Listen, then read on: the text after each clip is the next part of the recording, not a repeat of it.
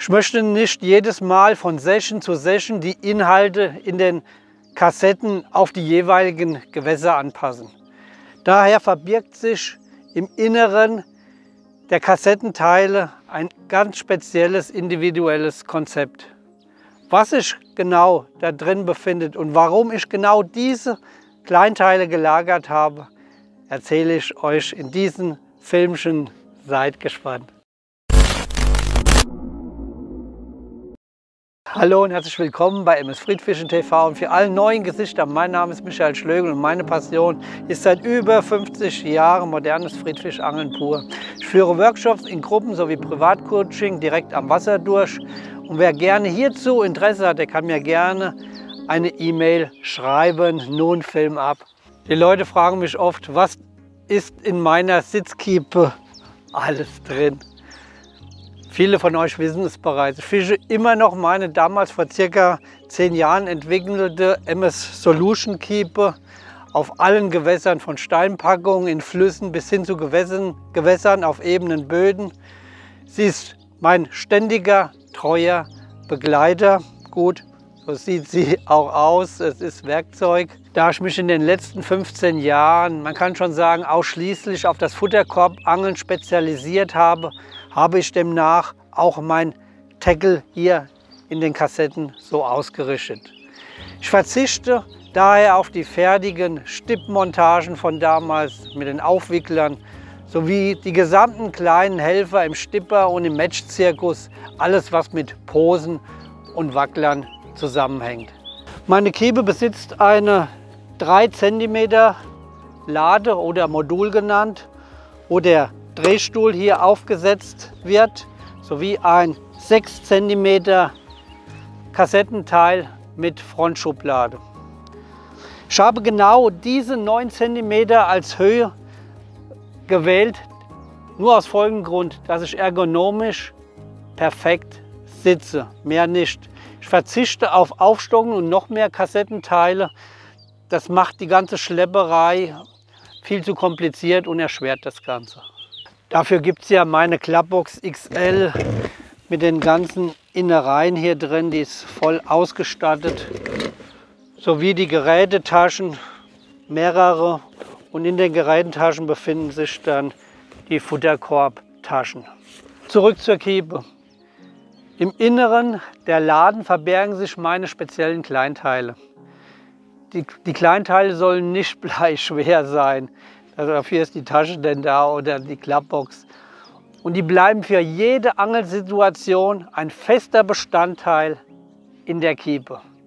Werfen wir mal zunächst einen Blick in die erste 3 cm Lade. Ich entferne jetzt mal hier den Drehstuhl und dann schauen wir uns die erste Schicht an. Das ist erstmal die Beinverlängerung, habe ich hier drin für den Notfall. Das ist für das Bein vorne rechts, da habe ich immer ein kurzes Bein. Und da kann ich das adaptieren und somit kann ich eine Beinverlängerung künstlich erzielen. Dann hier seht ihr Spritzen, das sind ganz feine, um Köder aufzupumpen, wie jetzt Maden, Würmer. Hierzu habe ich euch oben mal den Link gesetzt, da könnt ihr das sehen. Da habe ich ja schon mal einen Beitrag gemacht. Immer doppelt, weil die sehr empfindlich sind. So, dann ein Schlaufenbinder mit Hakenlöser. Der fällt auch öfters mal ins Gras und dann ist er weg. Und dann, ja, dann bin ich froh, dass der hier drin ist. Was haben wir noch? Die Angelpapiere auf jeden Fall, die sollten nicht fehlen, das ist ganz wichtig.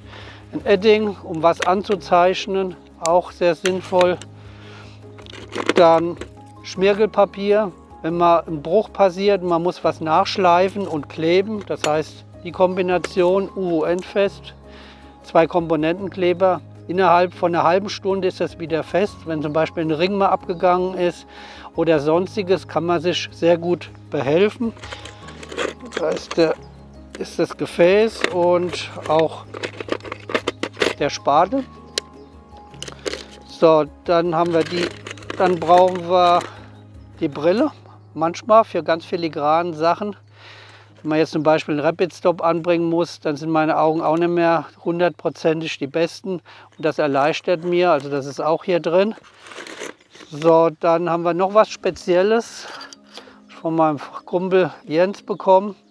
Manchmal beim Futterkorb, gerade bei den Kunststoffkörben mit kleinen Löchern, kann ich jetzt hier ein größeres Loch erzielen. Somit werden die Köder viel schneller freigegeben. Seht ihr? Das ist eine gute Sache, so kann man sich schon mal behelfen. Sehr gut. Dann eine Zange für die Schrote. Arterienklemme für die Öhrhaken, wenn die mal richtig fest sitzen. Das weiß ich auch, dass das hier drin ist. Dann Werkzeug wie ein Schraubendreher. Dann klemmt man irgendeine Schraube oder ein Angelkumpel von nebenan sagt hier, komm, hast du irgendeine Zange oder so? Na klar habe ich die. Das ist die Pumpenzange. Verstellbar natürlich und hilft mir sehr oft bei verrosteten Schrauben.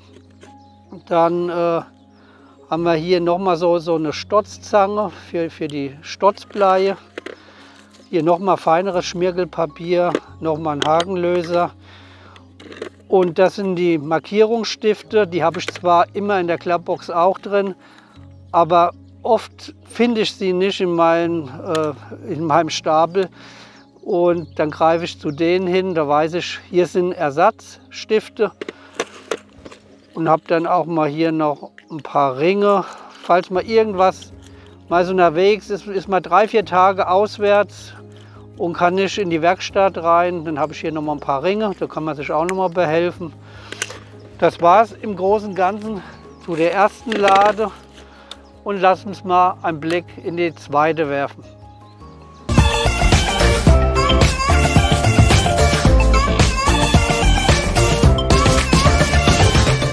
Auf jeden Fall, da ich ja ein Haken-Junkie oder Fetischist bin, auf jeden Fall habe ich immer einen Hakenbinder mit am Wasser für den Notfall, falls in der Hakenbox das Vorfach vielleicht zu klein ist oder ich noch individuell was stricken möchte, eine Verlängerung oder wie auch immer, habe ich hier den Hakenbinder immer dabei. Der passt super in die 6 cm rein und natürlich in Kombination mit den losen Haken. Viele verschiedene, die wichtigsten sind hier drin. So, weiterhin habe ich hier eine Inox-Schere, passt auch zum Hakenbinder, verliert man auch oft. Somit habe ich die immer doppelt oder dreifach, ihr seht schon. Da will ich auf keinen Fall verzichten. Vorhin habe ich euch die Stotzzange gezeigt und das ist hier das Stotzblei, ein zylindrisches Blei. Somit kann man auch mal ein Pop-up die Höhe festlegen, je nachdem, was man möchte. Oder an der Schlaufenmontage gibt es da einen Trick, dann kann man mal die Schlaufe verkürzen.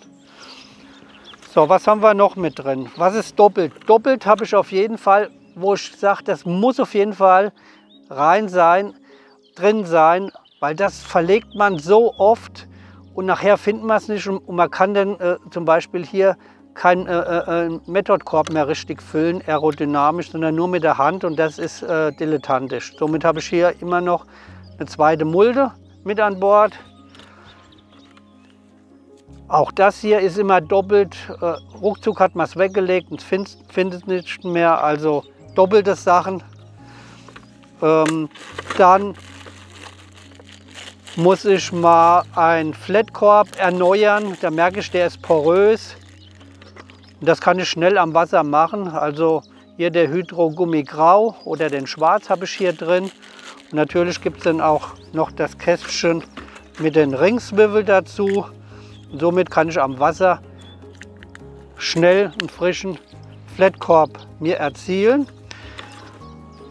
Stoppuhr, genau das gleiche, habe ich doppelt, falls die verlegt ist oder die Batterie schwächelt an dem Tag. Und das ist ganz wichtig, ich brauche ein Zeitgefühl. Komme ich nicht mehr ohne aus, das ist Pflicht. Oder wenn ich Probleme habe, das Futter ist zu frisch angemacht oder ich habe gepanscht, die Mulde funktioniert nicht mehr und ich bekomme nur noch Kit raus und da wäre ich hektisch. Ja, Abhilfe, Zellophanalfolie habe ich hier auch immer dabei, auch schon oft eingenommen, obwohl man sagt, ich müsste es eigentlich beherrschen, aber Das funktioniert immer. Ich habe euch auch hier mal jetzt in der Infokarte das Ganze oben verlinkt. Zum Hakenbinden habe ich natürlich jetzt hier noch die Vorfachschnur. Das haben wir vergessen. Zu der Inox-Schere, Hakenbinder und Haken. Was haben wir noch? Powergum, um noch mehr Stretch in die Montage zu bekommen, auf die Barben, auf die Rotaugen, wenn man sehr viel mit geflochtener angeln muss und will Stretch bekommen, oder auch mit Mono und nochmal Stretch. Eine zweite Zahnbürste ebenso, um den Method-Korb zu putzen. Den verlege ich ja auch so oft. Alle die Sachen, die ich oft verlege, sind hier doppelt drin wie das hier. Hier ist nochmal so eine Stotzzange, ich glaube, die haben wir jetzt doppelt drin. Und das ist auch nochmal für SOS ganz wichtige Sache, wenn ein Ring lose ist, Heißklebestift im Zusammenhang mit dem Feuerzeug. Hier auch was ganz Besonderes, das ist 0,15er Metall geflasht. Und zwar nehme ich das gerne auf starken Muschelbänken, ganz, ganz selten. Aber wenn ich mal so einen üblen Platz habe und ich reiße die Fische oft an der Muschelkante, an der Bank ab, kann ich hier ein Draht geflasht, das ist ein ganz geschmeidiges, also ich kann hier auch einen Doppel-8-Knoten fertigen und binde mir mit dem Hakenbindegerät dementsprechend das richtige Vorfach, also mit Haken. Ganz selten, will ich auch gar nicht oft einsetzen, weil da ist schon etliches denn passiert. Da habe ich bestimmt schon viele Fische abgerissen. Hansaplast, wenn man das am Finger reißt, man muss weit werfen, es hat geregnet, da gibt es eine Schnittwunde drin und da tut es höllisch schwer, hier gerade in dem Nervensystem.